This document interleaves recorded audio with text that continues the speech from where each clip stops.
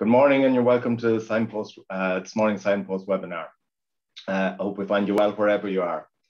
The webinar is brought to you by Teagasc in association with Dairy Sustainability Ireland, the National Rural Network, and Food Drink Ireland. My name is Pat Murphy, Head of Environment with Knowledge Transfer in Teagasc, sitting in for Mark Gibson while he takes some well-earned leave. I'm joined this morning by Pádraig Foley. Pádraig, how are you this morning?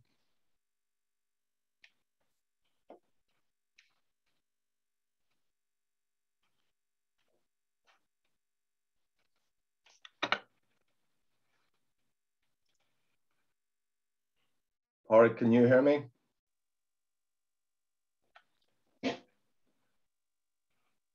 I'm having difficulty hearing you, Pádraig. Sarah, can you hear me? Yeah, I can hear you loud and clear, Pat. Okay. We're also joined by Sarah Biro. This morning, Sarah works with WIT and has in the past worked with the Agricultural Catchments Programme and with AFBI in Northern Ireland, focusing on losses of nutrient from farms. Sarah, you might just give us a little bit about your background and some of the work you've been doing. Sure, thanks very much, Pat. And hi, everybody. It's a real pleasure to be here talking to you all. I am, as Pat said, a lecturer in agricultural science at Waterford IT. So I hope some of my students are logging on here this morning. They should really be attending all of the Teagasc talks. Previous to this, I was a member of the Agri-Food and Biosciences Institute, working with the Catchment care team. And that's the research that I'm going to be talking about today, really looking at managing nutrient losses from farmyards. But before then, I was with the Agricultural Catchments Programme out of Teagasc and Johnstown Castle. So I've probably met some of you here today before at various farm events. So really talking all things catchment science and seeing if we can mop up some of the point sources and take some of the easy wins that are there to be had. Okay, well, without further ado, we'll let you go, and apologies for the little bit of a hiccup there at our intro this morning. I'm still not quite sure what happened there, so apologies for that. Okay.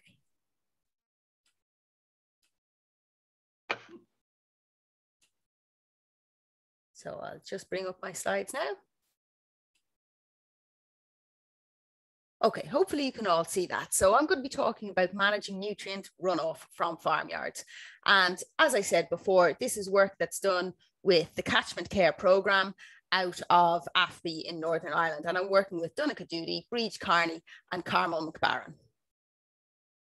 Now, just a little bit of introduction to the Catchment Care project. It's a very, very large project, and it's an interreg project. And what that essentially means is that it's cross-border in nature. So we have partners in the Republic of Ireland and in Northern Ireland. And if you think about this, this makes absolute sense. It couldn't make more sense because our catchments are cross-border in nature. In other words, the rivers drain water from both sides of the border. And so in order to make any improvements, we have to have a harmonized understanding of where the water is coming from and where the pollution that might be in that water is coming from. Now, you've got the logos here of some of our partners. We have Ulster University, various county councils. We have the Geological Survey in Britain and in the Republic of Ireland, the Lochs Agency and Fisheries Ireland. And really what we're looking at, we have three catchments. We've got the Finn, the Arnie and the Blackwater, as you can see here. And each of these catchments, they're unique, as all catchments are unique. So the solutions that are going to be required in each one are going to be different. So as I said, there's a number of different arms to this project. There's part of it is the research arm, which I was involved with, or which I am involved with. And we're really looking at identifying the mechanisms of nutrient loss, both from the soil and from the likes of farmyard point sources, such as farmyards. I suppose that's really being led by AFBI and also by Ulster University.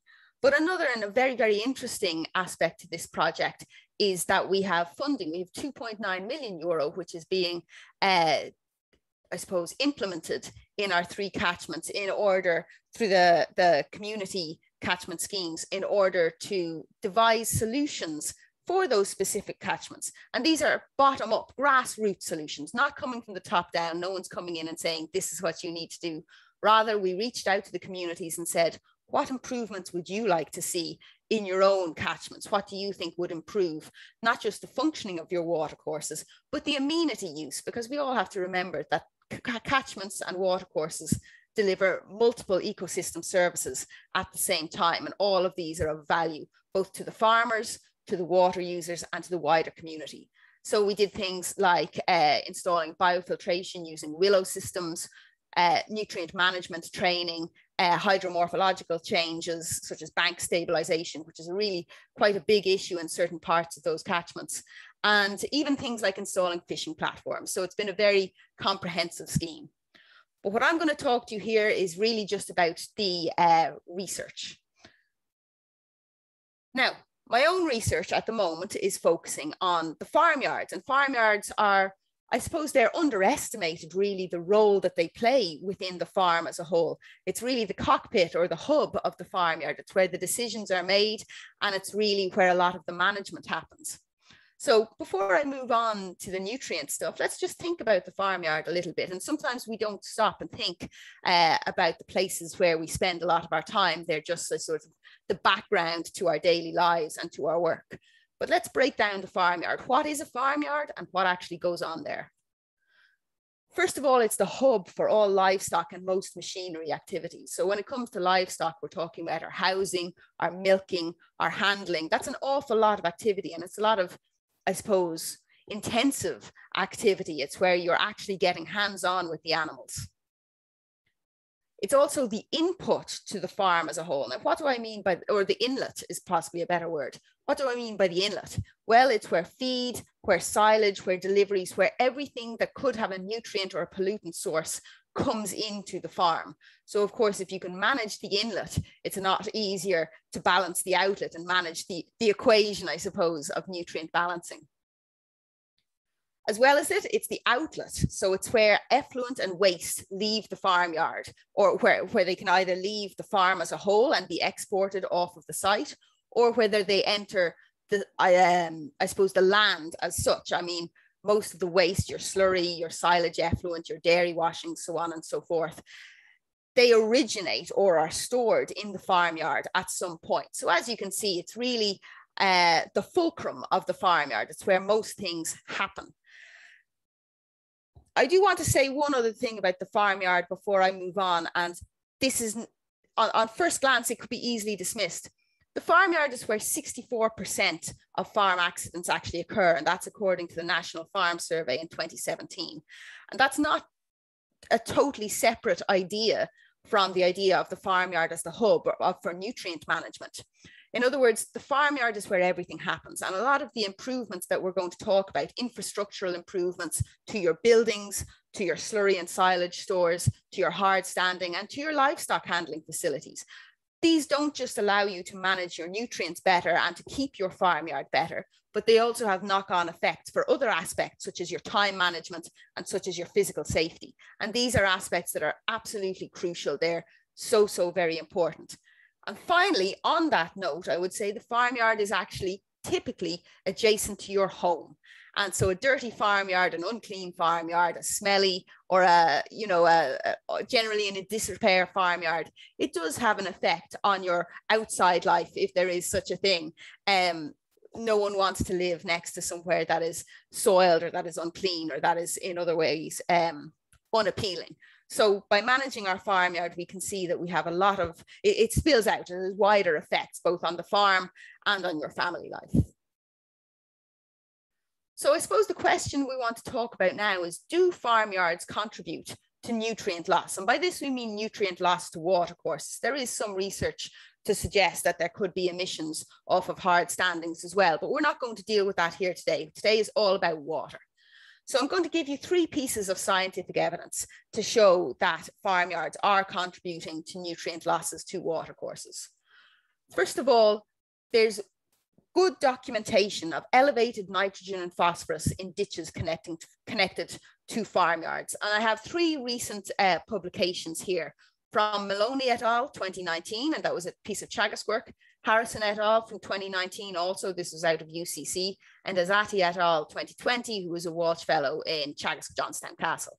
And each of these studies independently measured phosphorus and nitrogen concentrations, both in ditch water, water standing in ditches, and in ditch sediment.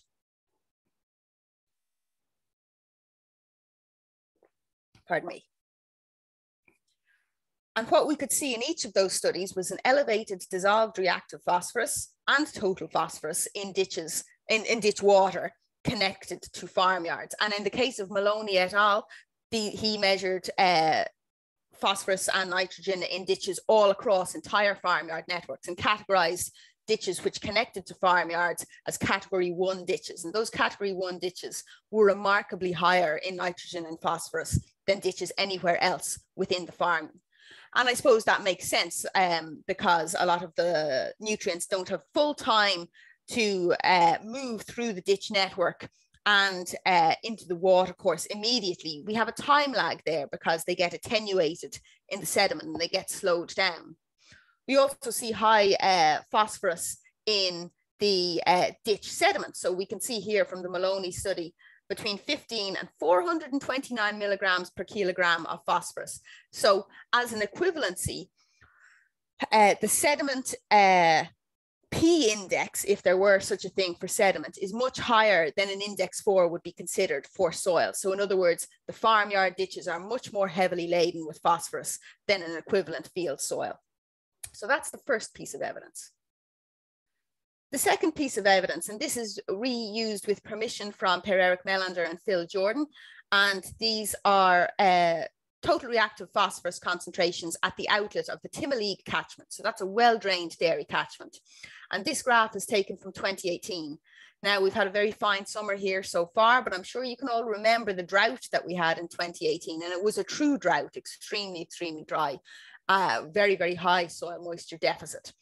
And the reason this is relevant is because during drought periods, the dilution effect that we normally see in groundwater dominated catchments such as Timoleague is really turned off or tuned down.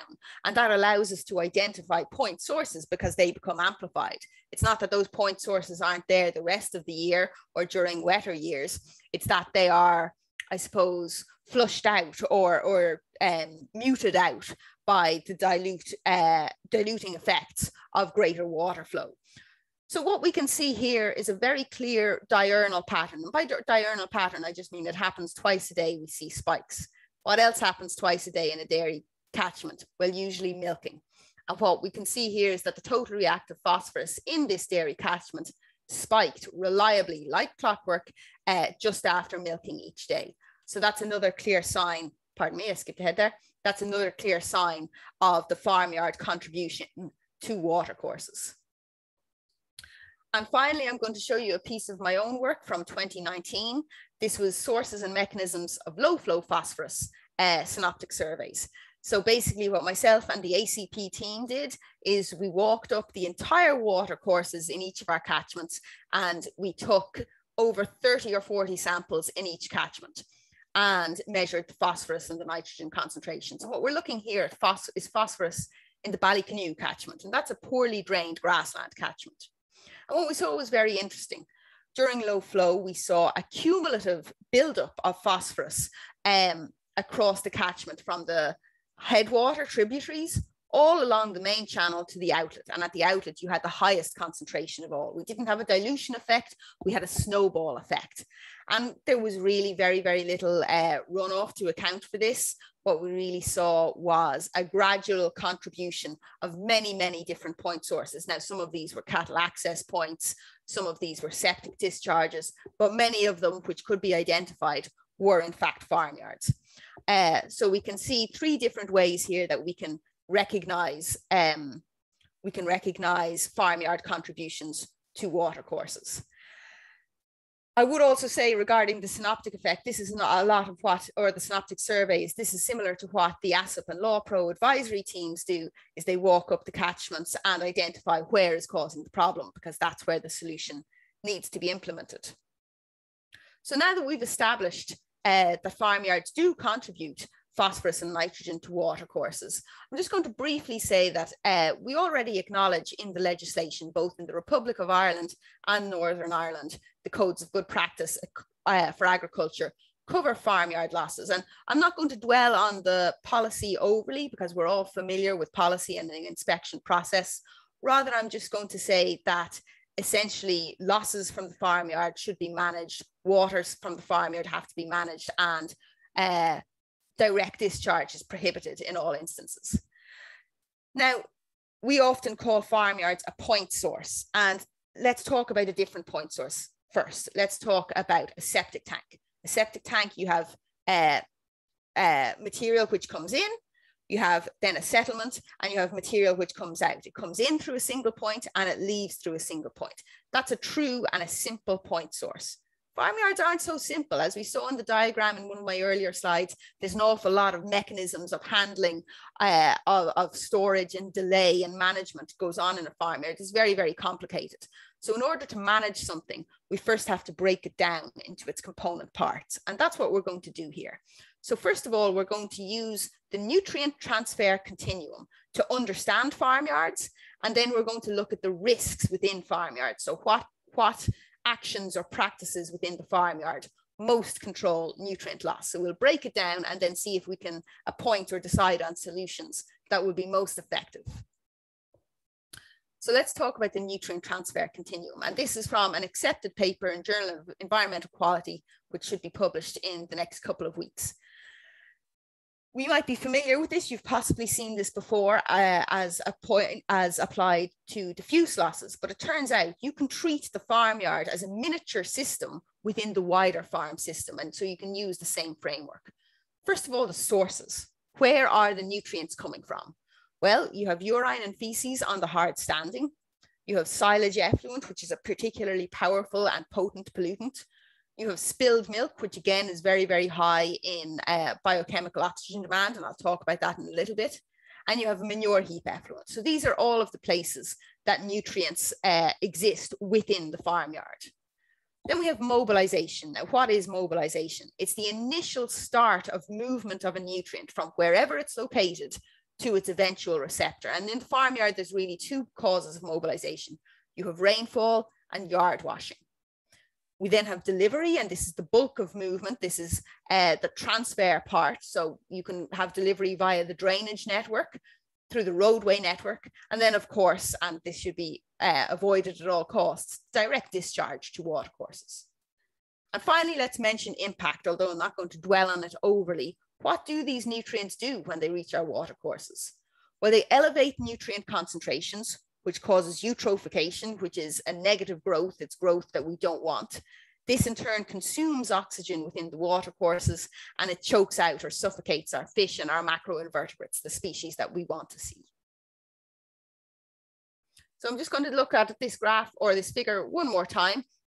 So each of the issues within the farmyard, so that's the source, or each of the stages within the nutrient transfer continuum, the sources, the mobilization, the delivery, and the impact, should be handled in a slightly different and appropriate way. So for sources, you're really looking at infrastructure or management solutions. For mobilization, you might be looking at infrastructure, and for delivery, you're looking at farmyard design. And as for impact, impact is really better dealt with at earlier stages. So it's much better to offset the problem before it actually reaches the watercourse. So we're going to delve into sources in a little bit more detail now. So we have urine and feces, and I think it's simplest to divide them into two categories. You have urine and feces that's being stored within the farmyard, and you have urine and feces that are deposited on the hard standing. So let's talk about the stored first.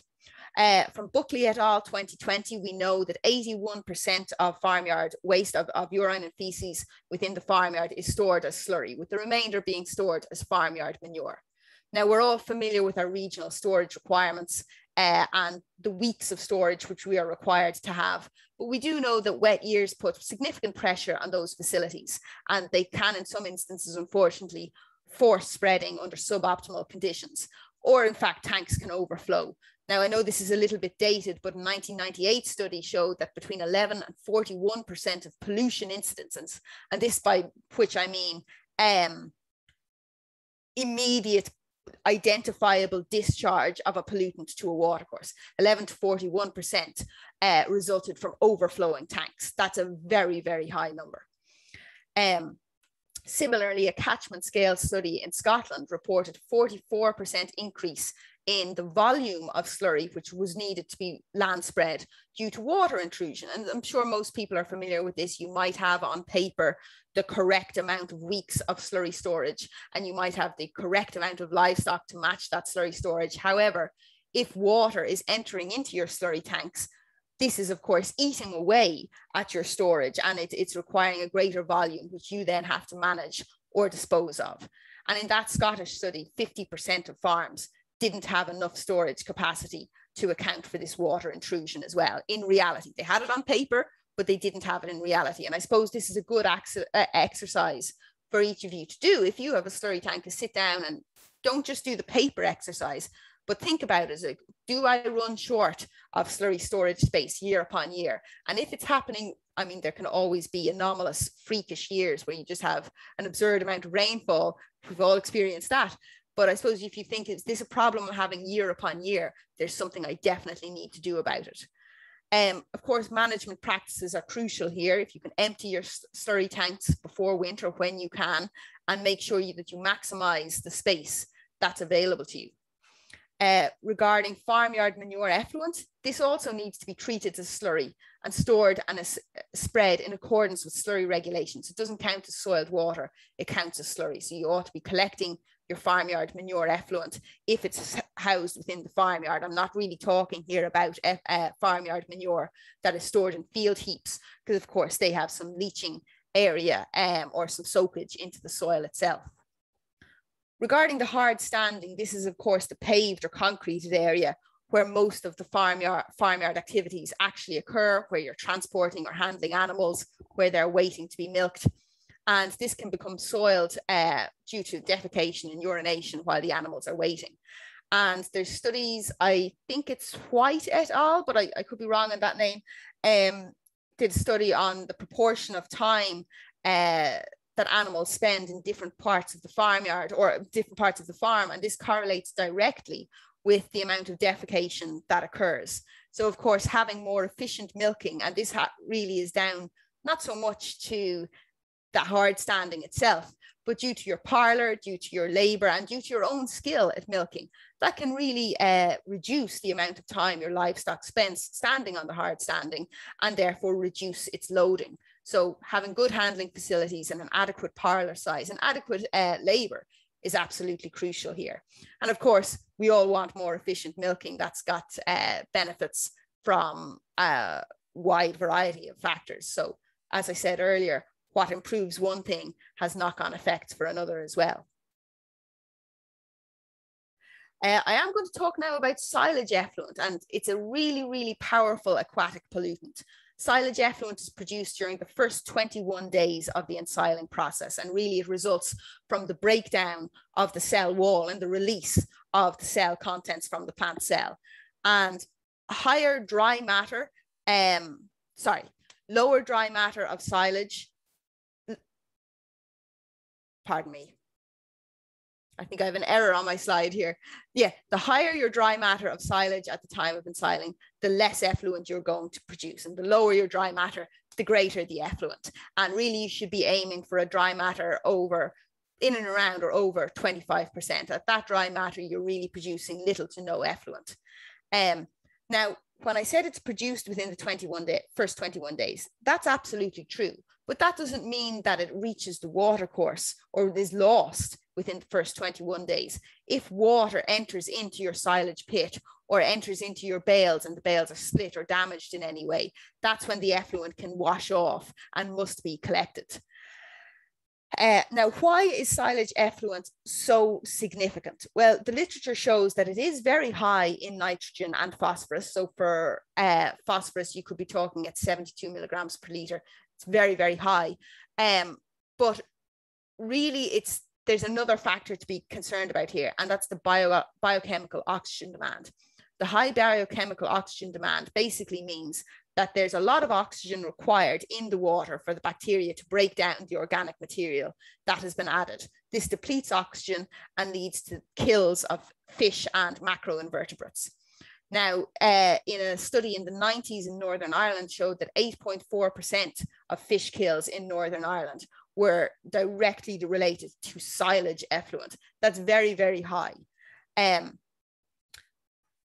There are, however, some very practical steps that you can take to not just reduce the effluent, but also to manage it accordingly. Because of course, there's always going to be some effluent produced in most instances, because we're not hitting over 24 or 25% dry matter in a lot of instances. And I'm going to touch on them here, but I would also direct you the Teagasc Environment Edge podcast, which I'm sure some of you are listening to. Excellent podcast. And they recently had Pat Moylan on from the Kilkenny Carlow or the Kilkenny Waterford Advisory Office, and all about silage production. But actually there was a lot of information in that podcast about the correct management of effluent and management of your silage itself, which could be really, really helpful here. So I'm not going to repeat that in full, but I would say you should really check out that podcast. It was a great episode. So what are the key steps for managing? Well, first of all, let's talk about keeping your gutters clear.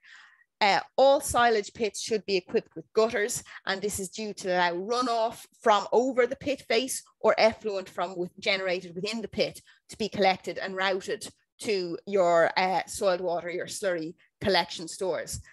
A gutter is no good if it's not clear. So it's very, very simple check and run along with a spade and clear it out regularly. Make sure your gutters are functioning correctly. So that's pretty simple. The other thing I would say, and I see this a lot, particularly in good years, is that people often fill the pits beyond the front of the gutter. That's no good at all, because the water cannot be collected in the gutter in that case. So make sure that you're only filling the pit to its capacity, not above its capacity. If you have surplus silage, that's well and good for you. You need to be bailing it off instead of forcing it into a pit that can't hold it.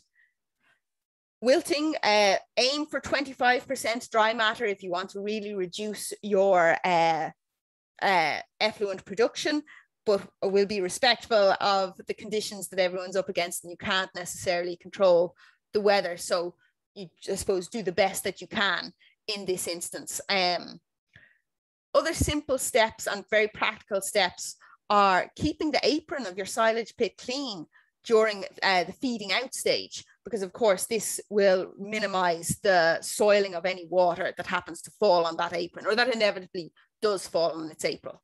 And finally, let's talk about bales. Bales are very interesting. There was a good study done that looked at the stacking of bales, and they found that if you stack your bales one layer high, you get roughly 24 litres of effluent per ton of silage. Now, a bale is usually, I believe, in and around 800 kilograms. So per bale and a bit, you're getting 24 litres of effluent for a one layer. If you stack them 2 layers high, you get a whopping increase to 41 litres of effluent per ton of silage. That's an absolutely massive increase. And if you jump up to 3 layers, it goes a little bit higher to 45 litres of effluent per ton. So really the decision between 1 layer and 2 layers is the big decision that you have to make. Obviously, this really comes down in most instances to a practical decision based on time constraint or space constraints. And then finally, if you stack them on the edge rather than the round, you can reduce the splitting.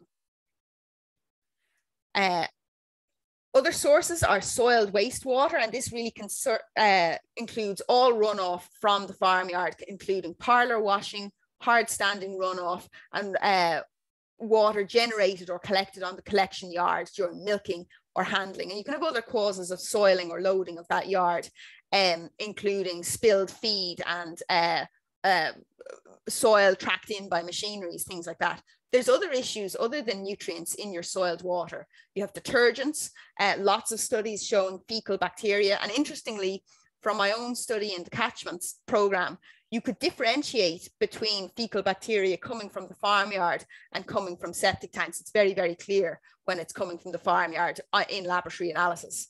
You have trace metals from roof runoff and often veterinary residues. So soiled water really is, it's quite a challenging pollutant because there's a lot of different aspects to it. So let's talk about mobilization. And to use an analogy here, if your sources are the diesel in the tank, mobilization is turning the key in the ignition. It's what starts the movement initially. You can have all the diesel in the tank you want, all the sources of phosphorus that you want. But if something doesn't get it moving, they are not going anywhere. So we can split into two. We can talk about rainfall and yard washing.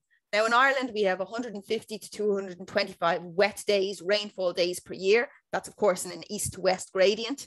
There's not much we can do about that. That's the conditions that we have. But if you have a soiled yard, the runoff generated during that rainfall period will be equivalently soiled. So you should be diverting runoff from your gutters, which causes a reduction in the overall volume, and separate the clean from the soiled runoff as much as possible. Regarding yard washing, this is altogether a good thing, provided you are collecting the yard washings appropriately. And there's good studies by Minogue and Maget that show that increasing the frequency of cleaning your yard reduces the overall loading of the nutrients. So you can do this 3 ways. You can do it by scraping, by sweeping, or by hosing. Personally, I would push for scraping or sweeping. And the reason for this is that it doesn't generate excess water. Remember, every time you use water and it becomes soiled, you have to hold or dispose of that water accordingly. And I would say having a good quality hard standing allows for more efficient cleaning and collection. We all know it's very difficult to scrape or to sweep a cracked or a damaged yard. I would mention that you can have a fatal flaw. So this could be a cracked silage tank or a damaged slurry tank, which means that you don't have this mobilization step, that the nutrients bypass this and go directly to becoming a pollutant to water. So really be checking your silage tanks, check your slurry tanks when they're empty, and make sure they're up to standard. Delivery. So now that the nutrients are moving, how do they actually get to the watercourse that we're worried about? We're going to talk about 3 ways. Number 1, let's talk about roadways. All farms are connected to the farm tracks or farm roadways in some way, and there's some good research going on in Johnstown Castle on this. As we all know, you can no longer have runoff from roadways into the drainage network. So make sure you're cambering things correctly. And really, you don't want water to be running down from your farmyard onto your road and then throughout the rest of the farm, because this damages and degrades your road, and it's more difficult for your machinery and for your livestock as well. So you have other effects than just the water issue. Your drainage network. The Maloney study in 2019 showed that 70% of yards are connected to the drainage network. Not only do these drains have high phosphorus and nitrogen in the sediment, but they also have a low binding ability. Now, what does that mean? Basically, in simple terms, it means that there is more phosphorus in the sediment of these category 1 ditches than they can hold on to. And when water enters the ditches, the phosphorus can become mobilized and released into the water and then flow on towards your watercourse. So cleaning your ditches regularly and disposing of that sediment in a suitable place within the farm can help you mitigate that risk. And then, of course, you have direct discharge to watercourses, by which I mean a pipe, for example, going into a river. And we all know that this is prohibited. Now, finally, and I know I'm coming to the last 5 or 10 minutes of my talk, let's talk about risk factors. So this was an exercise and a paper that we did over the past couple of years, where we got experts. We had 149 people who answered surveys on what did they think were the risky factors for nutrient loss from farmyards. And we had 29 questions, and we asked them to rank runoff management and infrastructure factors on a scale from 0, being of no risk whatsoever, to 10, being of a critical and a crucial risk to watercourses. Our 29 respondents, we had 67% from the Republic of Ireland and 28% from Northern Ireland. I was very happy with this because I think it's reflective of the island as a whole. And as we mentioned in the early slides, the Catchment Care project is a cross-border project. How do we manage our shared watercourses? And we can see we had a good spread between advisors, researchers, policymakers, inspectorates, and people from the farming sector. So what did they rank as the most important or the riskiest factors? And when I talk about risk, it's really important because this will help you make the decision, what do I spend my money and my time upon? Infrastructure came first, so they ranked collection of silage pit effluent, having adequate slurry storage capacity, and the condition of the silage pit as most important. And intuitively, we should all know they would be the most priority issues. Runoff factors were ranked as the next most important. So these came down to direct discharge to the watercourse. So of course, if you have a direct discharge, that has to be managed immediately. That's a priority issue. We also have discharge to an open drain or ditch, and the research would back that as well, that they are an important pathway. And finally, runoff from a paved area to a watercourse. And this is something that can be easily managed by simple redesign of the farmyard. And finally, they had management factors, and they identified the frequency of yard cleaning and the level of education of the farmer. Now, by education, I don't mean do you have a bachelor's, a green cert, a PhD, or whatever else. What we actually mean is this sort of event, and the Teagasc podcast events actually have people been educated and informed, and have they sat down and thought about the mechanics of their farm and their farmyard. So we're taking steps towards that here today. So how do we manage these three categories of risk factors? For infrastructure, it often comes down to engineered solutions. In other words, if you don't have enough slurry storage capacity, you need more slurry storage capacity, or you need to reduce your numbers to match it. And this is in many cases going to come down to financial investment.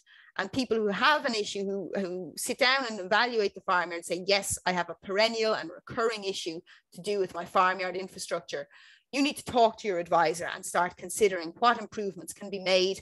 And you need to look at resources such as the TAM supports. Second of all, we have runoff factors. There's less control over this. There's not so much you can do about the position of your farmyard within the landscape, and nothing at all you can do about the amount of rainfall that occurs. But you can take some steps to manage the hydrology of your farmyard. And this is by breaking the pathway. And this is what the EPA and your advisors will tell you time and time again. So this might mean different routing, different guttering. It could mean buffers or berms in order to direct the water where you want it to go rather than where we don't want it to go. Finally, and this is the one that I think is most important, even though it was ranked as the lowest risk factor, it's the one that you can do the most about, is management. It's simple and it's cheap. So this means cleaning your farmyard, managing your silage pit accordingly. A new scraper and a new broom don't cost very much, but if you can remove the loading of the farmyard, you can mitigate the other issues. It takes a huge amount of investment, a huge amount of time, and a huge amount of planning to increase storage tanks, to manage those sort of things a little better. However, to manage your farmyard, to reduce the loading, it's very, very cheap, and it's very, very simple. Anyone can do it. You can do it today. It's not something that you're going to say, well, it's going to take me 6 months and I have to get planning permission. You can make a change today. It's an easy win. And as an analogy I would use is, if you're thinking of renovating your kitchen, maybe you should clean it up first and then see how you feel about it. And you can get a lot of easy wins and a lot of immediate improvements just through this step. It doesn't have to be the big thing. The small changes make big differences. So just to recap, we have our sources are our slurry and farmyard manure stores, our silage effluent, our soiled hard standing, and our soiled wastewater. The mobilization factors are rainfall and yard washing. Delivery comes through the drainage network, the roadway network, and then, I hope not very often, direct discharge. And finally, the impacts of farmyards are seen in elevated nitrogen and phosphorus, which is eutrophication, and depleted oxygen, which leads to fish kills. And then the risk factors, which you could easily flip around and call the management factors, are infrastructure, so having sufficient storage capacity and sound storage capacity at that. Runoff factors, which come down to preventing direct discharge and intercepting your runoff. And finally, and crucially, management. So frequent yard cleaning, keeping your gutters clean and functioning, emptying your tanks when you can, and education. So sitting down and thinking about your yard and saying, what is working for me and what is not, and how can I prioritize what I deal with? Where can I get more advice on my farmyard? Here is a flyer that we have from the Catchment Care project. And it really summarizes and synopsizes everything that we talked about here today, and has the links to the relative legislation for Northern Ireland and for the Republic of Ireland. And you can get this from the Catchment Care website. Teagasc also has some very good flyers and leaflets on the website. So there's one called Farmyards and Water Quality, and there's one called Managing Farmyards to Reduce Soil Water Losses. I would also say that part of the research we are doing here is contributing towards a farmyard model. And this is to go along with other hydrological models by which we in the Catchment Care team can, I suppose, weigh up and evaluate and estimate how much nutrients and how much water is being generated on farmyards, and what is the contribution or the impact of that upon water courses. So that's more research which should be forthcoming, and hopefully we'll have something more to tell you in a year or two's time. And finally, thanks very much for having me. If you have any questions about this presentation or any of the related work, you can contact me. I'm at sarah.vero@wit.ie. And if you have any questions about the Catchment Care project, you can get in touch with Donncha Duty. That's donncha.duty@fbni.gov.uk. Thanks very much. And I'm going to pass back over to Pat and Porrig now. And I think we probably have time for some questions.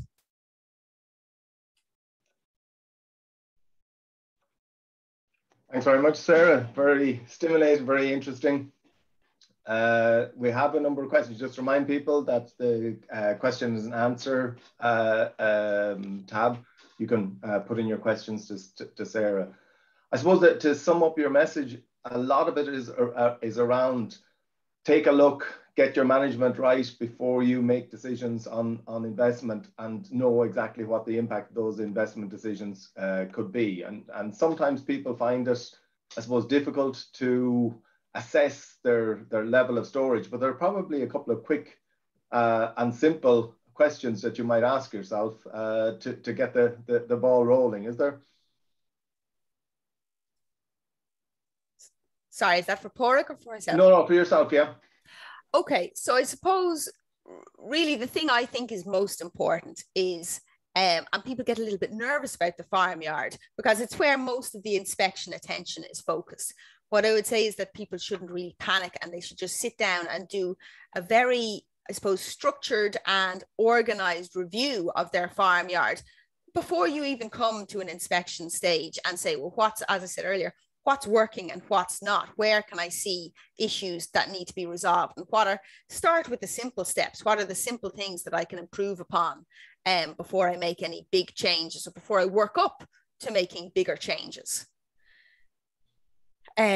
Regarding the research, we have a lot more work to be done on farmyards. As I said, we've done a very thorough review that's due to come out very shortly in Journal of Environmental Quality. But there's a diverse array of research on farmyards, but they tend to look at each factor individually. So you've got one person looked at silage effluent, and another person looked at yard runoff, and another person looked at slurry storage facilities. But really, there haven't been very many comprehensive or holistic approaches to evaluating and categorizing and managing farmyards. So really, it's impossible at this stage to weigh up and say empirically, based on data alone, what steps will have the greatest impact. So that's another reason you can only pass it back to farmers and say, use your best judgment and use what you can do, because there is no silver bullet, or if there is, I don't know of it yet. Okay. So issues like that. I noticed some good questions here in the chat, and I might address some of them, although I don't necessarily have the perfect answer for each of them. Someone here has asked William Birchall has asked, how much does stacking bales on the edge reduce effluent compared to stacking on the round side? That's a great question. The truth is, we don't know. There is no study that's been done on that because I've looked for it. But one of the reasons I highlighted that particular management step is not that it necessarily reduces the effluent, although there probably should be some difference just based on the physics of it, but really because it's less likely to split your bales. Remember, if the bales are intact, it doesn't matter all that much if the effluent is generated because it's contained. And like I said, the source, it's the diesel in the tank. If you don't start the ignition, don't worry about it so much. It's not going anywhere. And the tank can be started at another stage. But really, your immediate issue is to prevent the mobilization. So if it's on the edge, that effluent can't go anywhere. You're always going to have fermentation within the bale. That's just natural. Sorry, the round bales are pretty, you can hear me, that's great. The round bales are a popular enough one. You've kind of struck a chord with that. There was another question there about stacking them 1 to 3 high. Does it increase the effluent? Just when you're on the topic. It does increase in effluent. So if you've got it 1 layer high, you get 24 litres of effluent per tonne, and a bale is in and around 800 kilograms, so just short of a tonne. If you go to 2 layers high, it jumps up to 41 litres per tonne. That's a massive jump. And then if you go to 3 layers high, it goes up to 45 litres per tonne. So I'm put my farmer boots on now and say, well, what do? I have limited space. If you can't stack them 1 layer high, I would really consider moving them to a field or another area where you can stack them one layer high. One layer high will reduce the effluent. It's the biggest step you can make when it comes to managing your silage bales. However, being respectful of the space constraints that everyone is under, if you go to 2 layers high, it's pretty much the same as going 3 layers high. However, you have another factor before you go to 3. If you go to 3 layers high, they're much more likely to slip and to split. And this is going to cause your mobilization. As well as that, we can see from the National Farm Survey, which is, I think, one of the most important documents that's turned out in the island each year or every couple of years, is that bales and falling bales are a recurring issue and a recurring health hazard. People do get injured that way. So you have to weigh this up from every perspective if you can. My best advice on the issue is if you can move them to a field area or some other discard area where you can go 1 layer high, that's the best possible option for bale stacking. Is it keeping with the round bales then, is it acceptable to feed round bale silage or hay to cattle in round feeders on a concrete yard anymore? Is that day gone? I have to say, I actually don't know the rule on that at the moment, so I'm not going to hazard a guess. Okay, there was a question, William Burchill mentioned them earlier on. There's another question from William there at the start that came in first. And he's kind of referencing the comparison between your milligrams per litre and soil indexes and putting it into a kind of language that farmers are accustomed to. Yeah, that's a great question. So just to be clear, there is no index system as applied for ditches. In other words, you're not required by law to have an index 2 or an index 3 ditch. There's no such thing. But as a tool for communicating to farmers how much phosphorus or how potent the phosphorus is in your ditches, yeah, I would say relating it to the index system is probably the simplest way to, to communicate that issue, that they are very, very high in phosphorus. I suppose the issue isn't just that they're high in phosphorus, but depending on the design of your ditch and depending on the substrate of your ditch, it could be particularly vulnerable to movement and vulnerable to loss. So even if you cleaned up your farmyard, right, and you had absolutely pristine, you could eat your dinner off it yard, but your ditch is very, very high in phosphorus, that phosphorus is under a time delay system as such. And at a later date, when the ditch becomes full of water, that phosphorus is going to get up and get moving on its way down the water courses. I would say ditches, we see them often as a pathway and something to worry about, but actually it's a great opportunity for mitigation. In other words, I wouldn't rather do my mitigation in the field or in the farmyard where it takes up valuable space that's used for other farm activities. The ditch is already space that is set aside, that is not actively contributing to the holding of animals or to production of valuable grass or crops. So if you can put in an infrastructural solution in your ditch, it's a very, very efficient use of space. What do I mean by infrastructural solutions? Very, very simply, I could mean a sediment trap, which is just something that slows down the flow and allows your sediment to drop out. I could mean widening the ditch so that if you have a wider ditch, you've got slower flow. Slower flow means the heavy sediment and the nutrients on that sediment can drop down to the bottom. And then just management things, emptying your ditches, scraping them out at intervals, and put the sediment in a field area out of an appropriate index, so somewhere that needs that phosphorus and needs that nitrogen. The biggest problem I see with ditches is that people clean them out and leave the sediment less than a meter away from the original ditch. Where do you think that's going to go in the first rainfall? You may as well not clean it out at all. In fact, you could be doing more damage because now the bed is disturbed and the sediment is loose and it's just going to be carried all the way to the river. So land spread it where it belongs. But yeah, William, that's a really good point. From a communications point of view, talking about the index system is possibly a good application.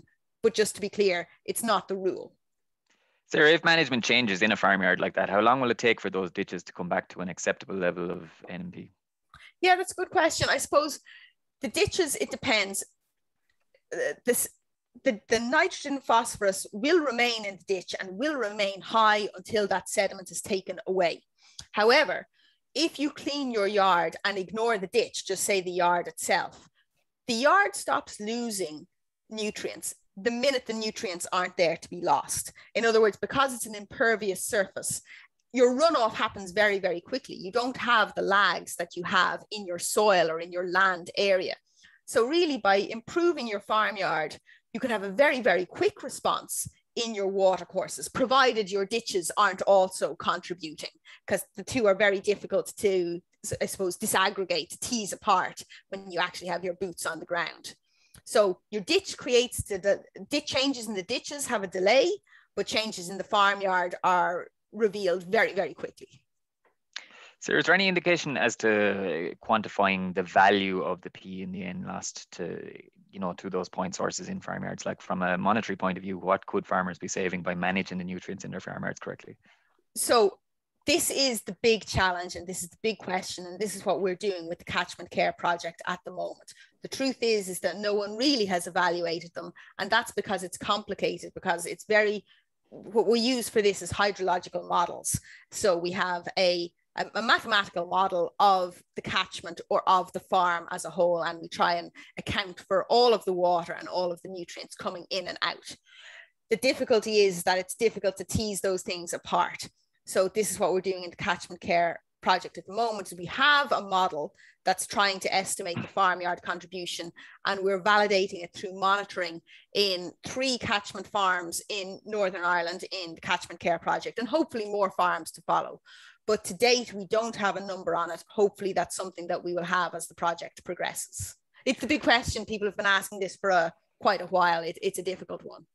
Okay, yeah, pounds, shillings, and pence generally talk to farmers, you know. Yeah. When cleaning back to the ditches, when cleaning the drains and the ditches, what's the best practice to dispose of the material removed by the digger? Land spread. It should be land spread on a soil that has a low P index during dry conditions. That's the best thing you can do with it.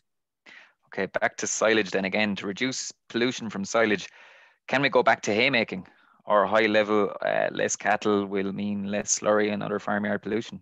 I mean, there's a lot of haymaking done this year, I suppose. I saw certainly in the southeast. It really, really depends on your own enterprise and what suits your landscape and what suits the year that's in it. So I don't think it's possible really to go away from silage making as a whole. I think that's fairly unlikely, although prove me wrong. It is a very, very good feedstuff.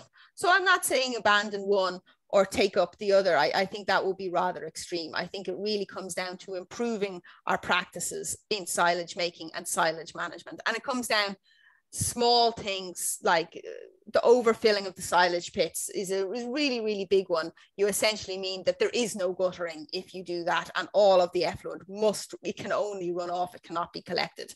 So before you go and change your entire enterprise, maybe look at how you're managing what you have.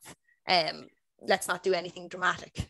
There's a number of questions here that reference climate change and I guess the large volumes of water that are falling now when rain does hit, and the impact that has on storage. And I guess some of the questions are around policy and how policy reflects the increase in rainfall, and others are just around management of farmyards, taking into consideration the amount of water that's falling when it does rain. Yeah, it's going to be a tricky issue because, of course, increasing the volume of storage capacity isn't actually a silver bullet. People do talk about this a lot. Oh, we need more storage capacity. If you have more storage capacity and you fill that, that's more water or more slurry that you have to spread during a narrower part of the year in principle. So it doesn't actually solve your problem at all. If it were me, if it were my decision, I would say it comes down to better partitioning and management of whatever rain happens to do fall, whether it's a large amount or a small amount. So as I said, if you can separate your clean water from your soiled water and ensure that the water that falls isn't falling on a soiled surface, you don't have to store that. And if you don't have to store that, you can allow natural soakage and natural drainage from your farm to take care of it. So I really think that money spent on infrastructure, not on storage infrastructure, but on partitioning and routing infrastructure. And by that, I mean good guttering, good diversions, appropriate berms and slopes so that the water can go where you want it to, into storage if it needs to be, but away from storage if it's clean. That can really go a long way to making sure that you can manage the facilities accordingly. As I said, I don't think more policy or more regulation is necessarily the answer. I think because if you just say, well, 30-week storage. Well, now you have 30 weeks of slurry to dispose of. That doesn't solve the problem at all, actually. So I really think it's about managing our water more cleverly and more efficiently. Something I haven't seen a lot of in Ireland yet, but I would be really, really excited to see, is water harvesting, because of course we can recycle and reuse. There's no reason if you collect clean water that you can't use it for the hosing of your dairy parlour and things like that. I haven't seen very much investment or very much research into that to date, but that would certainly be very exciting. And we've seen such great and really impressive leaps forward in the use of solar panels, and a lot of dairy parlours now running off of solar power. There's no reason we couldn't be more internally sustainable and not have to pump so much water from our wells and use what's falling directly instead. We could see similar increases or improvements in technology. And I think that's probably ahead of us in the next few years. And that kind of brings us to a comment. You were asked to comment on slurry separation or reverse osmosis. That kind of leads into that nicely. Yeah, I mean, it would be great to see. I suppose we need the infrastructure and we need the investment. I haven't personally experienced or seen much of it happen yet. But if anyone has it going on in their farmyard or in local areas, drop me an email. I'd love to come out and see that in action. Good stuff. Just you mentioned the sediment traps there, and you mentioned widening. And just to be clear, you didn't say over widening, but there's a comment here from an ecological perspective. Over widening or over deepening ditches and drains is kind of questionable advice to provide farmers with. It could have a negative impact on the water quality or drainage of ditches. Do you just want to comment on that?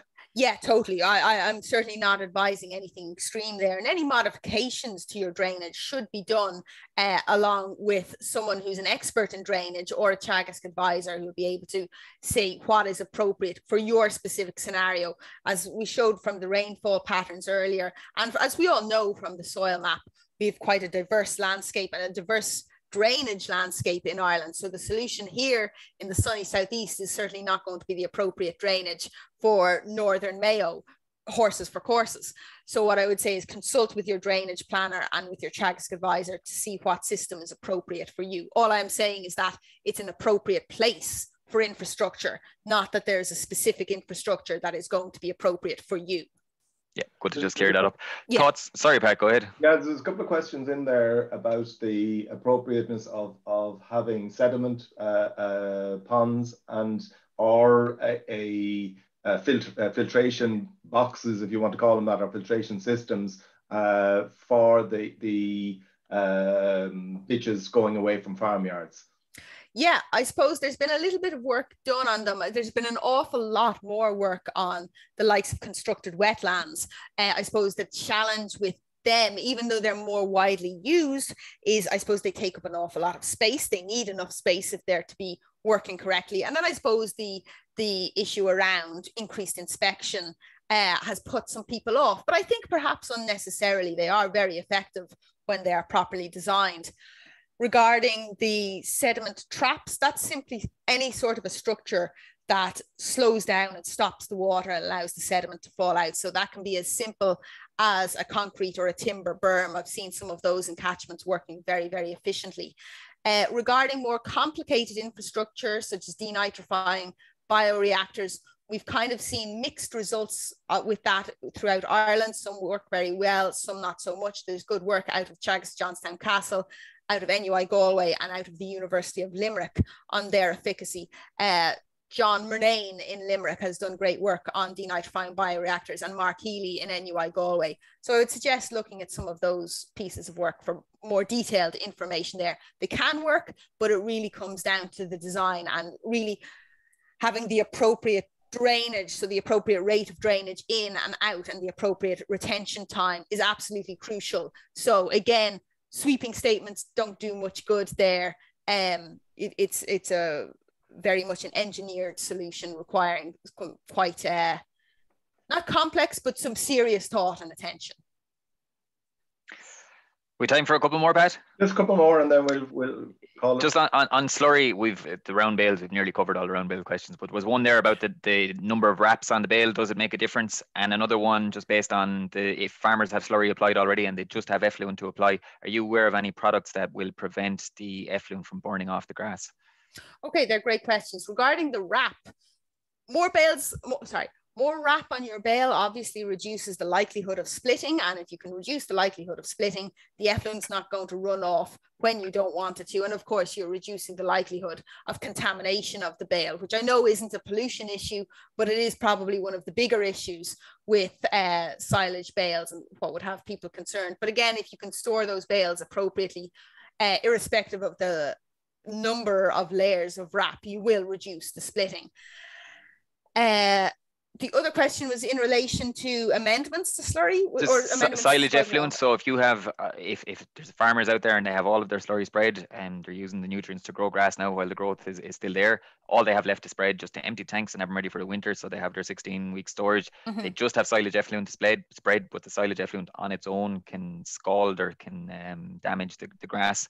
Yeah. Are you aware of anything that can help with that? Or is it yes, so I've talked to some advisors about that, and they would frequently advise diluting the silage effluent, or better yet, they said mixing it with your slurry. And now I haven't done this personally, but this is the advice I've got from advisors, is that it's a very good dilutant for overly thick slurry. So you could just mix it in with your slurry tank, and that'll reduce the, I suppose, the acidity and the potency of it, but it's also good for loosening up your slurry for spreading. And if you're moving to an umbilical system, or if you're using an umbilical system, number one, good on you. I think it's a good move, but as well as that, it can definitely make the slurry that little bit more fluid, which is what you need for an umbilical system. The very, very dry or very high dry matter slurry doesn't really work so well with them.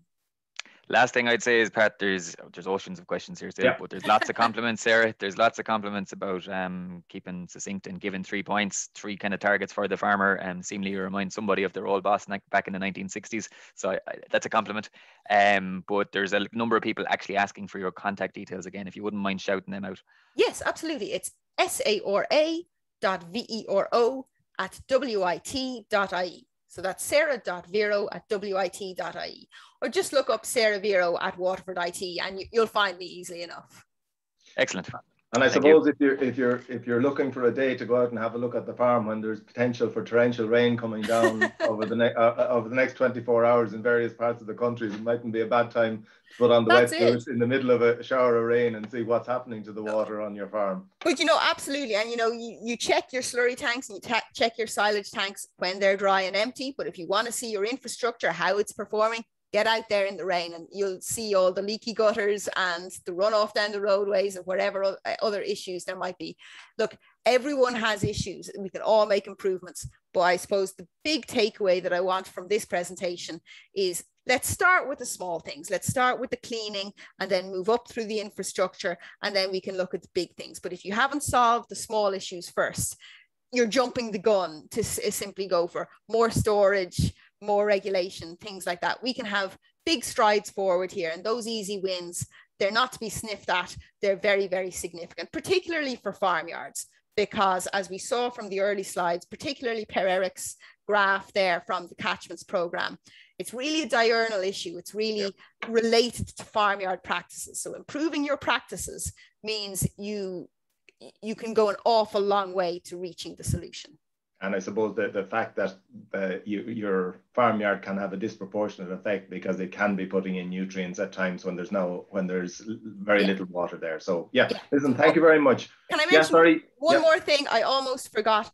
I'm here with WIT, and we recently set up, I was down there on campus yesterday accepting equipment. We're setting up a new silage laboratory where we're going to be looking at silage production and at silage effluents. So there will be more research. A lot of the questions I couldn't answer here today, it's because no one's done it yet, but we're doing it now. So hopefully I'll be able to give you better answers in a year or two's time.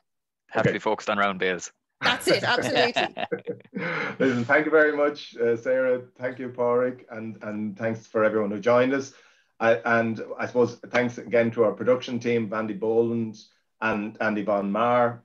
Next week, we're taking a slightly different tack. We're looking at archaeology and farming, and we'll be joined by Hugh Carey, who's an archaeologist with the National Monument Service as part of the Department of Housing, Local Government and Heritage. So I think that should be a very interesting look at some of the archaeology that's on our farms and how we should go about protecting it. So thank you very much for joining us, and stay safe till next week. We'll see you then. Cheers, folks. Bye, everyone. Bye.